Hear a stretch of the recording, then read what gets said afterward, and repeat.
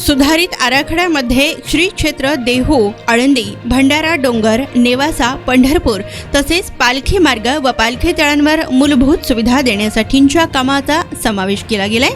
तर अंतिम सुधारित आराखड्यात पंढरपूर तीर्थक्षेत्र विकास आराखड्यासाठी 413 कोटी 13 लाखांची तरतूद केली होती। या अंतर्गत पूर्ण झालेली कामे वगळता अन्य प्रस्तावित कामे तातडीने पूर्ण करावीत असे निर्देश सामाजिक बांधकाम मंत्री रवींद्र चव्हाण यांनी दिलेत। तर पंढरपूर तीर्थक्षेत्र विकास आराखडा अंतर्गत प्रगतीपथावर असलेल्या कामांचा आढावा शासकीय विश्रामगृह पंढरपूर येथे सार्वजनिक बांधकाम मंत्री चव्हाण यांनी घेतलाय। यावेळी आमदार समाधान अवताडे, आमदार सुभाष देशमुख, माजी आमदार प्रशांत परिचारक, उत्तम जानकर, अधीक्षक अभियंता संजय माळी, कार्यकारी अभियंता अमित निमकर तसेच इतर मान्यवर आणि पदाधिकारीही उपस्थित होते।